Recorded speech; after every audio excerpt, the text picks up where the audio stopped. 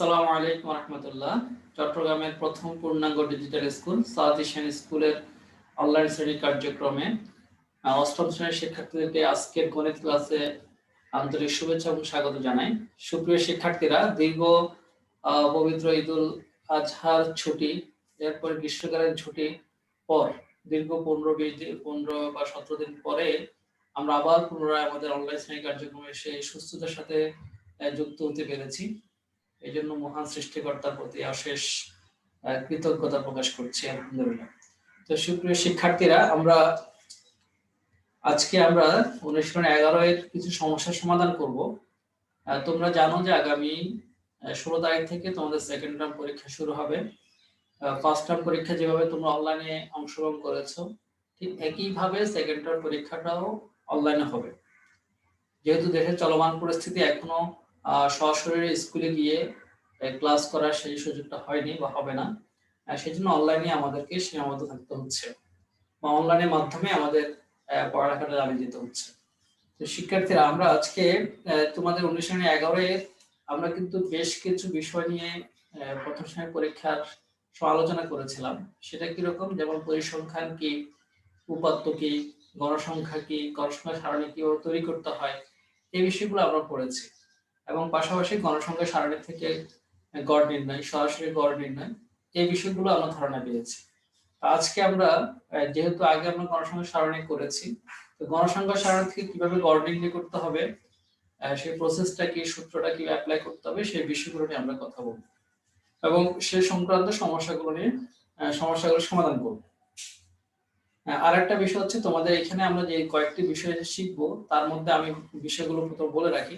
একটা হচ্ছে গড় নির্ণয় সারণী থেকে, তারপর হচ্ছে আয়তরেখা নির্ণয় করব গড় সারণী থেকে, এরপর মধ্যক নির্ণয় এবং প্রচুরক নির্ণয়। মধ্যক প্রচুরক কিন্তু আমরা সারণী ব্যবহার করব না, যেহেতু আমাদের ক্লাস 8 পর্যন্ত সারণী থেকে মধ্যক বা প্রচুরক নির্ণয় করার সেই বিষয়গুলো আমরা এখানে সেই বিষয়গুলো এটা আওতাভুক্ত নয়। এরপর আমরা পায়চিত্র, বিশেষ একটি চিত্র পায়চিত্র, সেটা নিয়ে কথা বলবো। তো আজকে আমরা গড় নির্ণয় কিভাবে করতে হয় সারণী থেকে তোমরা জানো, তারপরেও সেই বিষয়গুলো আমরা পুনরায় আমাদের রিমাইন্ড করে দেওয়ার জন্য চেষ্টা করব। তারপর তোমাদের বইয়ের যে 173 পৃষ্ঠার 173 পেজের 10 নং সমস্যা, 10 নং সমস্যা দেখো, নিচে একটা সারণী দেওয়া হলো, গড় মান নির্ণয় করতে বলছে। প্রথমে কি বের করতে বলছে? গড় মান। তারপর বলছে যে উপাত্তগুলো আয়তলেখ আঁকো। তো প্রথমে আমরা গড় মানটা নির্ণয় করব, তারপর আয়তলেখ কিভাবে করতে হয় সেই বিষয়টাই কথা বলবো। ওকে, তাহলে প্রাপ্ত নম্বর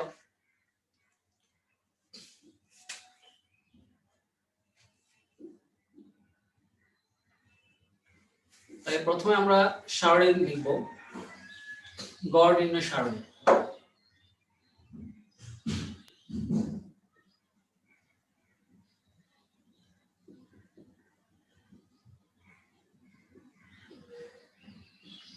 গড় নির্ণয় সারণীটা হচ্ছে কি, প্রথমে যেই প্রাপ্ত নম্বরটা দেওয়া থাকবে সেটা লিখব, তারপর হচ্ছে যে গণসংখ্যা দেওয়া আছে সেটা লিখব,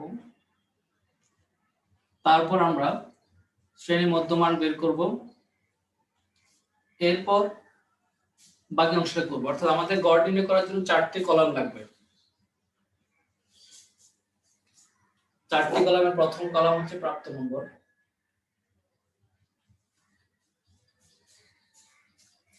এখানে কলামগুলোর উপরে যে হেডলাইন গুলো আছে, বইতে বা প্রশ্নের মধ্যে যেটা দেওয়া থাকবে সেটা লিখবা। অনেক সময় দেওয়া থাকবে শ্রেণী ব্যক্তি, অনেক সময় প্রাপ্ত নম্বর, যে লেখাটা লেখা থাকবে সেই লেখাটাই আমরা লিখব। তারপর যে গণসংখ্যা,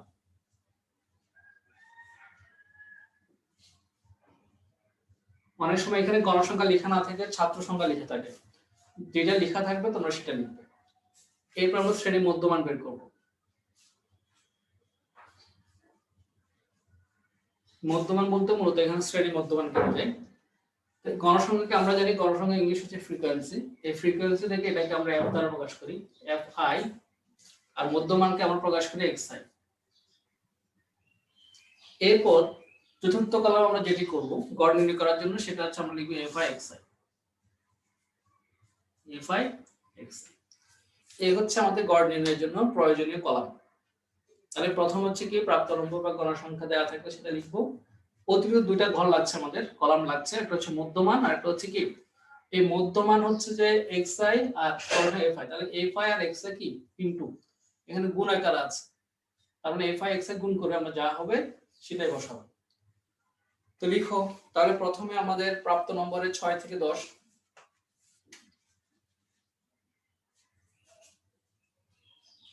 তারপর হচ্ছে 11 থেকে 15,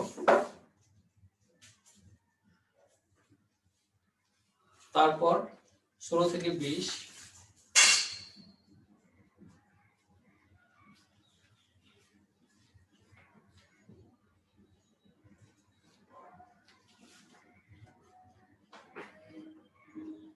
একুশ থেকে 25, 26 থেকে 30, মানে কত পর্যন্ত আছে সর্বশেষ 45 পর্যন্ত, 31 থেকে 35, 36 থেকে 40, 41 থেকে 45, 1 2 3 4 5 6 7 8, 8টা শ্রেণী আছে এখানে, এগুলো প্রত্যেকটা কিন্তু শ্রেণী বলা হয়, প্রত্যেকটা হচ্ছে শ্রেণী।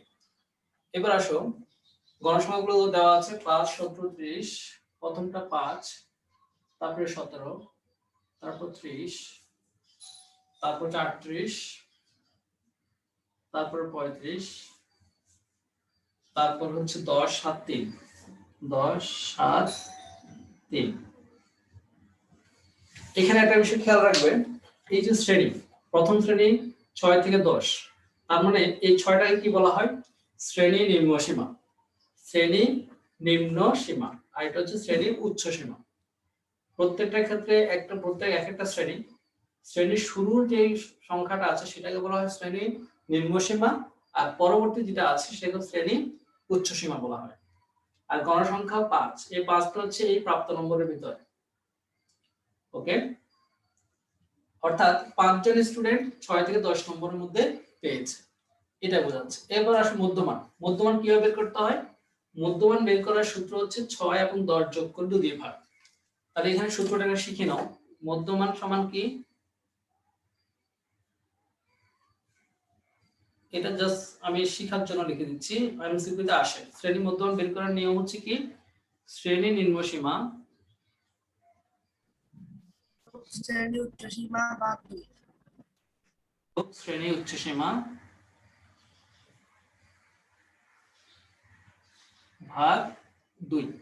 তাহলে এই যে প্রথম শ্রেণীর নিম্ন সীমা কত 6, তারপরে কত 10, উচ্চ সীমা হচ্ছে 10 ভাগ 2, তাহলে 6 আর 10 এ হচ্ছে কত 16, 16 সাথে 2 দিয়ে ভাগ করলে কত হবে 8, তার মানে 6 থেকে 10 এই শ্রেণীর মধ্যমান হচ্ছে 8। পরবর্তী প্রত্যেকটা ক্ষেত্রে আমরা কি করি 11 যোগ 15 কে 2 দিয়ে ভাগ, কিন্তু প্রত্যেক ক্ষেত্রে ভাগ করতে তোমার অনেক সময় লাগবে, সেই সময়টা কম লাগার জন্য আমরা টেকনিক অ্যাপ্লাই করব। 6 থেকে 10 এর মধ্যে পার্থক্য কত 5, 5, তার মানে পরবর্তী 5 যোগ করলে 8 5 13, 8 আর 5 যোগ করলে কত 13, 13 5 18, 18 5 23, 18 5 23, 23 আর 5 এ 28, 28 আর 33,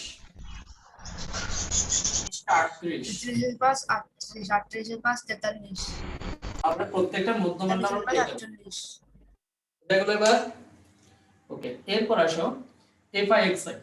তাহলে এখানে প্রথম শ্রেণীর fi xi, প্রথম শ্রেণীর fi হচ্ছে 5, প্রথম শ্রেণীর xi হচ্ছে 8, তাহলে 5 আর 8 এ গুণ করলে কত 40। এরপর আমরা প্রত্যেকটা যোগ করব, তাহলে 17 এবং 13 গুণ করো, কত হয় দেখো।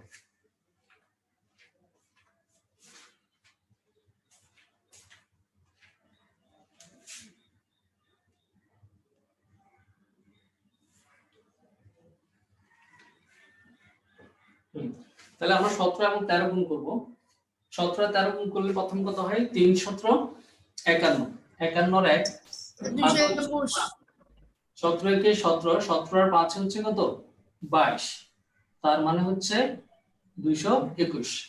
এরপর আসো 18 এবং 30 কে আমরা গুণ করি, 3 18 54, 54 থাকবে আর 0 540, তারপর হচ্ছে কত 38 এবং 23, 38 এবং 23 যদি আমরা গুণ করি তাহলে কত হয় দেখো, 38 গুণ 23, তাহলে 3 3 8 24 এর 4, হাতে হচ্ছে 2, 3 3 9 আর 2 কত 11, 14 8 6, হাতে হচ্ছে 1, 3 দুগুণা 6, 6 1 7।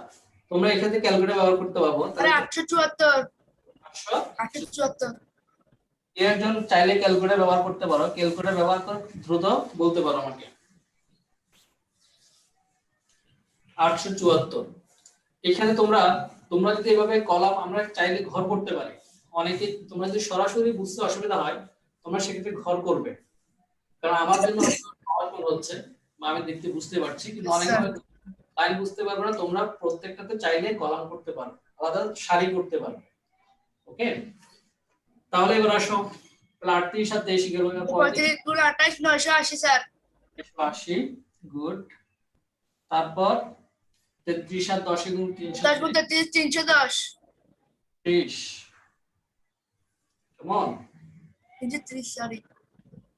তারপর 7 আর 30 গুণ করলে কত হবে? 7 8 56, 6 হাতে 266 21 আর 5 এ 26, 9 3 4 12, কত হচ্ছে 129।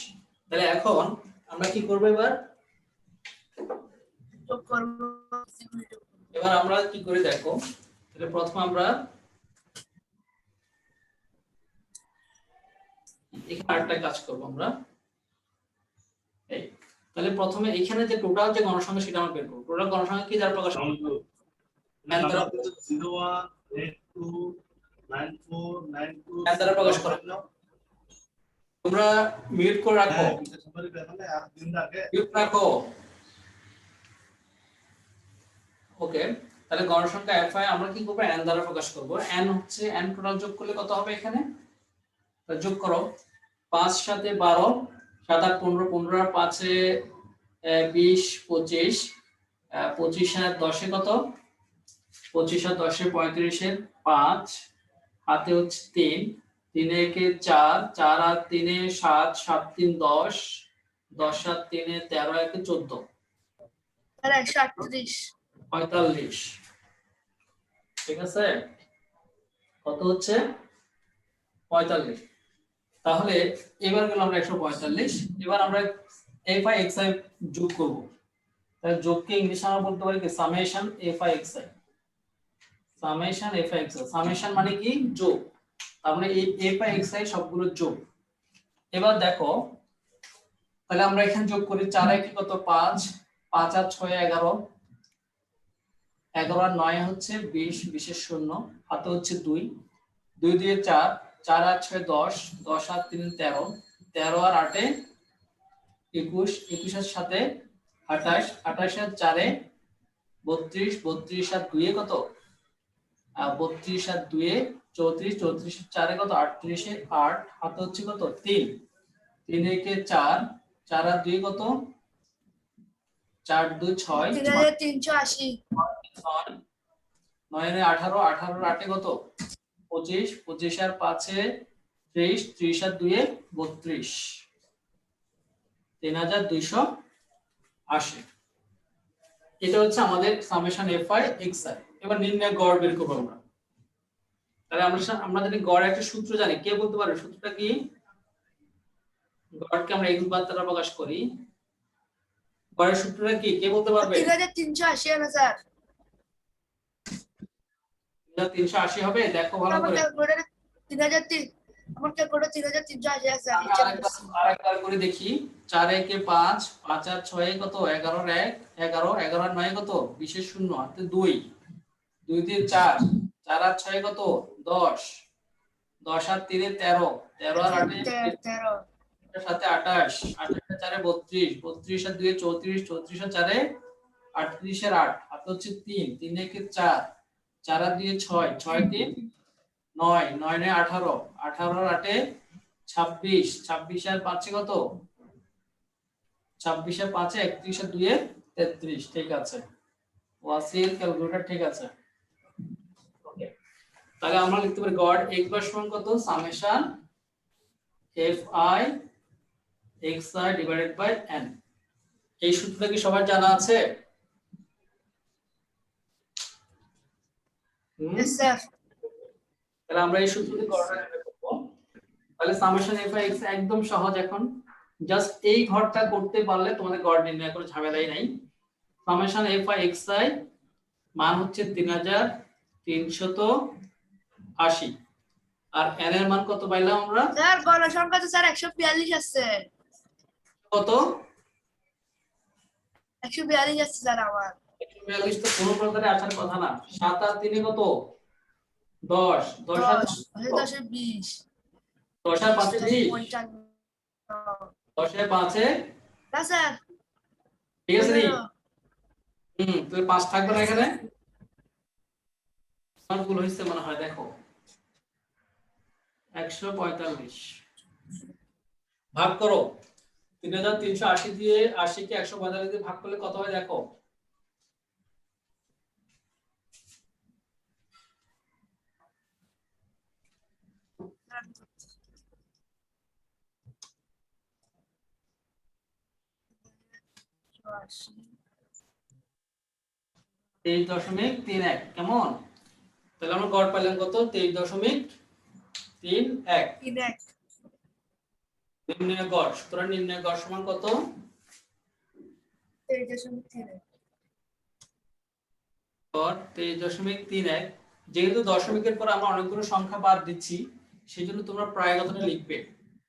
কি লিখবে? প্রায় কথাটা লিখবে। 23.31 ব্র্যাকেটে লিখবে যে প্রায়। কেমন? তাহলে আমরা গড় নির্ণয় করার ক্ষেত্রে আশা করি কারো কোনো প্রবলেম থাকার কথা নয়। এই অবস্থায় এই ধরনের সমস্যাগুলো গড় নির্ণয় করতে পারবো তো? Yes, sir.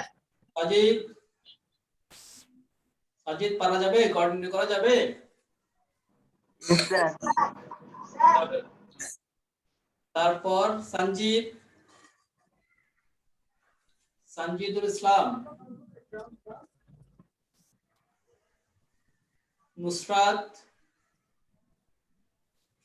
Yes, sir. আছে?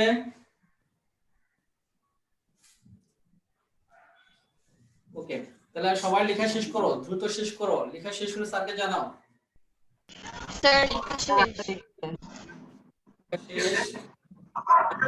শেষ।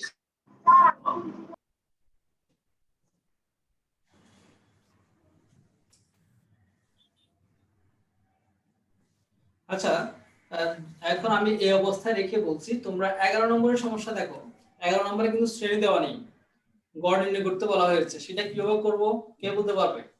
তোমাদের বইয়ের 173 পেজের 11 নং প্রশ্নটা দেখো সবাই। ওই 11 নং প্রশ্নে কিন্তু শ্রেণী দেওয়া নেই, সেখানে কিন্তু কলাম, দুইটা কলাম দেওয়া আছে। তাহলে সেই ক্ষেত্রে আমরা গড় কিভাবে নির্ণয় করব? কেউ কি বলতে পারবে?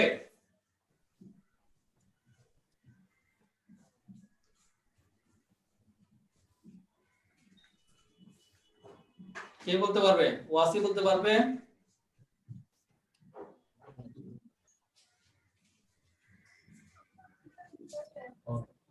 শাইলা,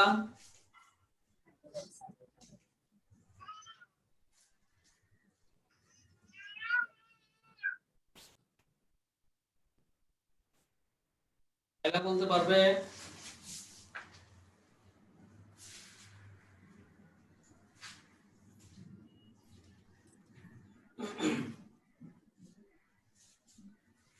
ওকে, সেই ক্ষেত্রে আমরা যেটা করব, দেখো 11 নং প্রশ্নে কিন্তু গড় নির্ণয় করা দৈনিক আয় যে অংশটা আছে, দৈনিক আয় যে কলামটা আছে সেটাকে আমরা এক্স আই ধরবো। দৈনিক আয়টা আমরা এক্স আই ধরবো, গণসংখ্যাকে আমরা এফ আই ধরবো। তাহলে তখন আমাদের এই ঘরটা লাগছে না, একটা কলাম কম লাগছে। তাহলে এখানে হচ্ছে দৈনিক আয় যেটা, সেটাকে আমরা ধরবো এক্স আই। দৈনিক আয়টাকে ধরবো এক্স আই, আর গণসংখ্যা যেটা সেটাতে এফ আই আছেই। তখন এক্স আই আর এফ আই গুণ করে বসাবো। জাস্ট 3টা কলাম লাগবে। তোমরা যখন 11 নং সমস্যা গড় নির্ণয় করবে সেক্ষেত্রে 3টা কলাম লাগবে। একটা হচ্ছে দৈনিক আয়, যেটাকে আমরা ধরবো যে এক্স আই, আর গণসংখ্যা যেটা সেটা এফ আই থাকবে, আর শেষে আমরা এফ আই এক্স আই বের করব। অর্থাৎ ওই দুটাকে গুণ করে বসিয়ে দেব, আর কোনো কাজ নেই। সেখানে যেহেতু শ্রেণী নেই, শ্রেণীটা লেখার দরকার নেই। পারা যাবে তো এখন? কথাটা Yes, বুঝা sir. গেছে? এবার তাহলে আমরা এখন আয়তলেখ শিখব। একটা গুরুত্বপূর্ণ টপিক তোমাদের এইটির জন্য, সেটা আয়তলেখ অঙ্কন। তাহলে আয়তলেখ অঙ্কন করার জন্য প্রথমে তো আমরা আয়তলেখ কি করব? আয়তলেখ সারণী তৈরি করতে হবে। আয়তলেখের জন্য কি লাগবে? এটা সারণী লাগবে। সারণী লাগবে। আয়তলেখের জন্য যেটা লাগবে, আয়তলেখের তো 3টা কলাম লাগবে। কয়টা কলাম লাগবে? তাহলে কিন্তু আমি এটি মুছে দিচ্ছি, হ্যাঁ, গড় নির্ণয়টা মুছে দিচ্ছি। স্যার আয়তলেখের জন্য আমাদের যেটা লাগবে, প্রাপ্ত নম্বর লাগবে, গণসংখ্যা লাগবে, আর অবিচ্ছিন্ন শ্রেণীসীমা লাগবে। এই দুইটা কলাম প্রয়োজন নেই, এই দুইটা কলামের প্রয়োজন নেই।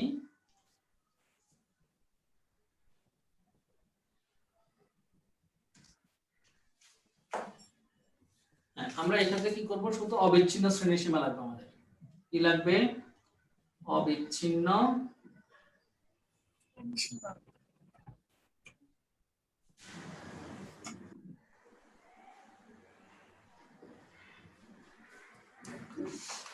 ওকে, তাহলে এটা হচ্ছে আয়তলেখের সারণী।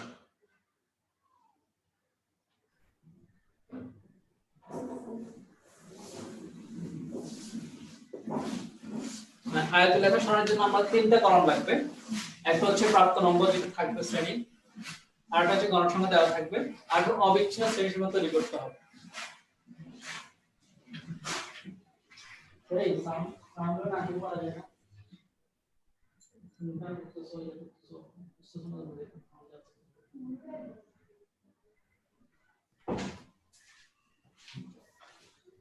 অবিচ্ছিন্ন শ্রেণীসীমা করব আমরা। অবিচ্ছিন্ন শ্রেণীসীমা কিভাবে করব? সংক্ষেপে তোমাকে একটা টেকনিক বলি। 6 থেকে 0.5 কম লিখব, তার মানে আমরা 5.5, আর এদিকে 0.5 বেশি লিখব, তার মানে 10.5। কাজ শেষ। কি করলাম? এখান থেকে 0.5 কম লিখলাম 5.5, আর এদিকে 0.5 বেশি লিখলাম 10.5। যদি এটা নির্ণয় করার জন্য বিভিন্ন ফর্মুলা আছে বা ওয়ে আছে, আমরা সংখ্যা বোঝার জন্য তোমাদেরকে এই টেকনিকটা বলে দিচ্ছি। এরপর আসো, ঠিক এখানে আসো। তাহলে 11 থেকে 10.5 কম হলে কত হবে? 10.5, আর এখানে 5 15.5 ঠিক হচ্ছে কত? 15.5, 20.5, তারপর 20.5, 25.5, এরপরে হচ্ছে 25.5, 5 থেকে 30.5, 30.5 থেকে 35.5, 35.5 থেকে 40.5 থেকে 45.5। কাজ শেষ। 45.5। এটা হচ্ছে আমাদের আয়তলেখ সারণী। তাহলে আয়তলেখের জন্য আমরা কি করলাম? প্রাপ্ত নম্বর করলাম, গণসংখ্যা করলাম, যে যেটা প্রশ্নে দেওয়া থাকে, আর অতিরিক্ত যে কলামটা করলাম সেটা হচ্ছে অবিচ্ছিন্ন শ্রেণীসীমা।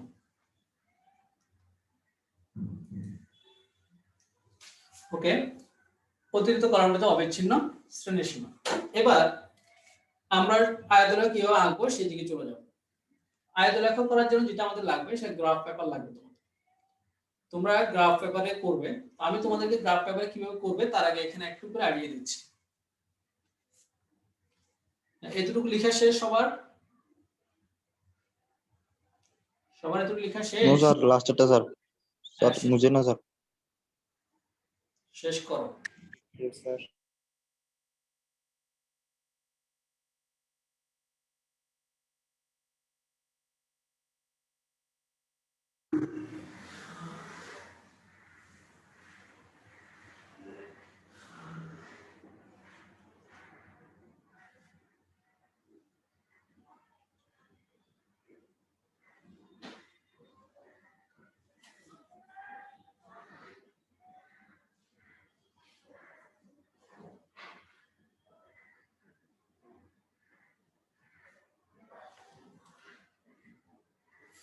এই ফাঁকে আমি হোমওয়ার্কটা বলে দিচ্ছি তোমাদের। হোমওয়ার্ক হচ্ছে তোমাদের 19 শ্রেণী 11 14 নং সমস্যাটা।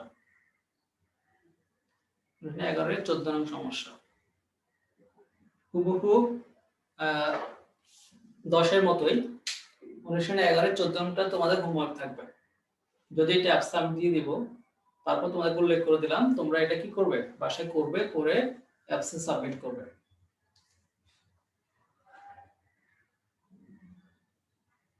লেখা শেষ?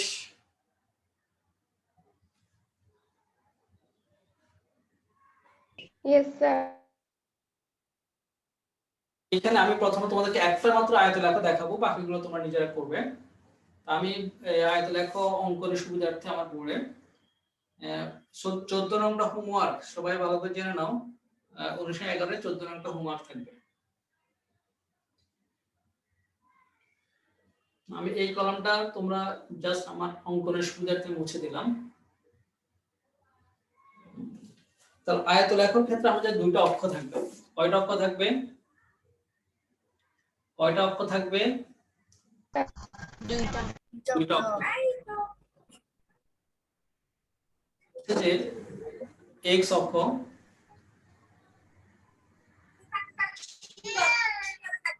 x আর হচ্ছে কি y অক্ষ। তাহলে একটা হচ্ছে কত x অক্ষ আর একটা হচ্ছে y অক্ষ। তাহলে x অক্ষে থাকবে কি? x অক্ষে থাকবে শ্রেণী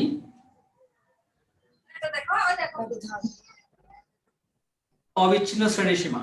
আমরা যে অবিচ্ছিন্ন শ্রেণীসীমা লিখলাম সেটা থাকবে কোথায়? সেটা থাকবে x অক্ষে। ওকে, আর y অক্ষে থাকবে শ্রেণী গণসংখ্যা। y অক্ষে থাকবে শ্রেণী গণসংখ্যা। তাহলে y অক্ষে থাকবে শ্রেণী গণসংখ্যা আর x অক্ষে থাকবে অবিচ্ছিন্ন শ্রেণীসীমা। আর তোমরা কেউ একজন তোমাদের এখানে মিউট করে রাখো।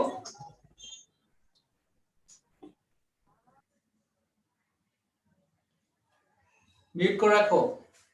তোমার একজন দুইজনের সাউন্ড কিন্তু সবার জন্য এটা ডিস্টার্বের কারণ হচ্ছে। ওকে, হ্যাঁ, তাহলে আমরা বলছি যে আমরা কি করব, আয়তলেখ অঙ্কন করার জন্য যদি আমরা গ্রাফ অঙ্কন করি সেক্ষেত্রে দুইটা অক্ষ থাকবে, একটা হচ্ছে x অক্ষ আর একটা হচ্ছে y অক্ষ।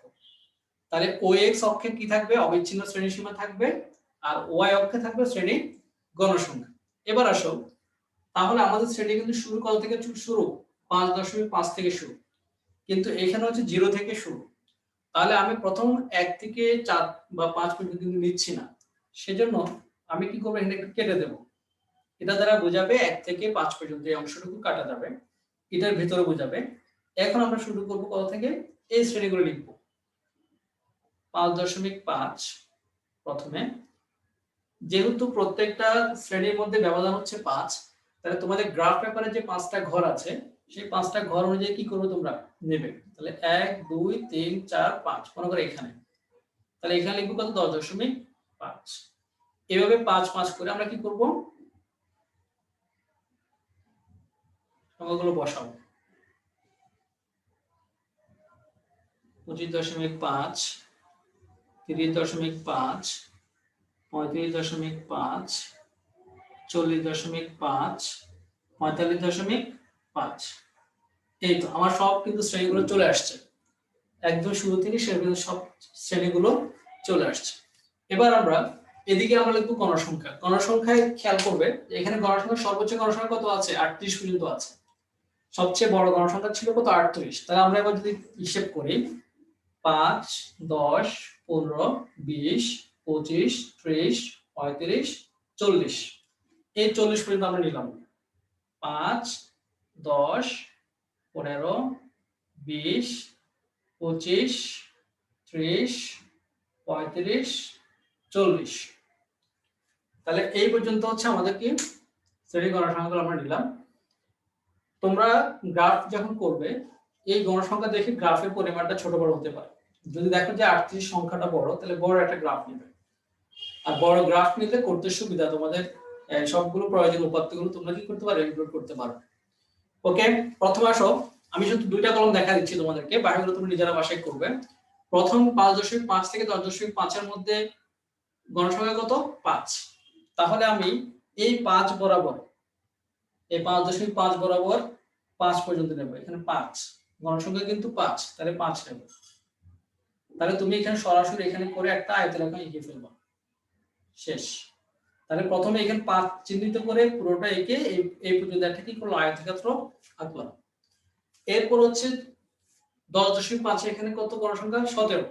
তাহলে হিসাব করো, 5, 10, 15, 16, 17, অনুমান করে আমি ধরলাম যে এখানে 17, তার মানে এখানে 17 হবে, 17 থেকে তুমি এখানে কি করবে, প্রথম 17 বসিয়ে সাথে সাথে একটা ঘর এঁকে ফেলবা, শেষ। তারপর হচ্ছে কত, 30, তারপরটা মনে করো 30, তাহলে এইখানে, তাহলে এই বরাবর আমরা লিখবো, এই 15.5 বরাবর 30 চিহ্নিত করব, করার পরে এটা আমরা কি করব, যোগ করব, 30, শেষ। তাহলে আমি প্রথম 1, 2, 3 এই তিনটা শ্রেণীর জন্য তিনটা আয়তরেখা অঙ্কন করলাম। ঠিক যতগুলো শ্রেণী আছে 1, 2, 3, 4, 5, 1, 2, 3, 4, 5, 6, 7, 8, টোটাল 8টা কি হবে, আয়তরেখা হবে। তোমরা পুরো অঙ্কন করার পরে তারপরে সব এভাবে কি করে দিতে পারো, মার্ক করে দিতে পারো। জাস্ট গড়গুলোকে স্পষ্ট বোঝার জন্য, আয়তরেখাকে স্পষ্ট বোঝার জন্য আমরা কি করে দিতে পারি, এভাবে মার্ক করে দিতে পারি। তাহলে আশা করি তোমরা আয়তরেখা অঙ্কন করতে পারবে। কারো কোনো প্রবলেম আয়তরেখা বোঝার ক্ষেত্রে? No sir. তাহলে আয়তরেখা আমরা অঙ্কন করতে পারবো। আর শেষে আমরা একটা বর্ণনা লিখবো। এই সবগুলো কাজ করার পরে, চিত্রটা আঁকার পরে একটা বর্ণনা আমরা লিখে দেব। সেই সংক্ষিপ্ত বর্ণনাটা আমি তোমাদেরকে এখন লিখে দিচ্ছি, তোমরা সব ক্ষেত্রে এই বর্ণনাটা ব্যবহার করতে পারবে।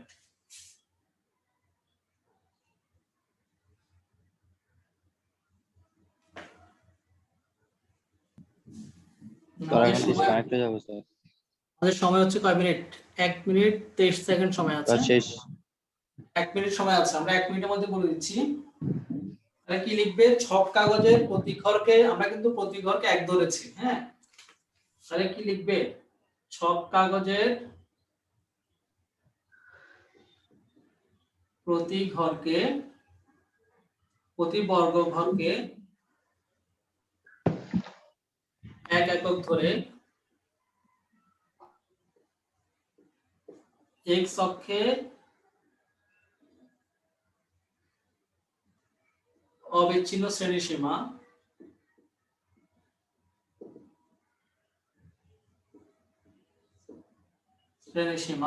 এবং y অক্ষে শ্রেণী গণসংখ্যা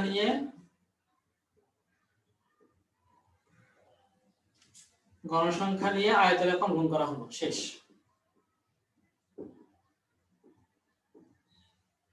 আয়তরেখা অঙ্কন করা হলো।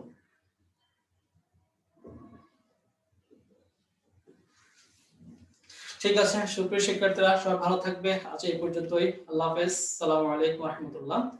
আর সবাই হোমওয়ার্ক যথারীতি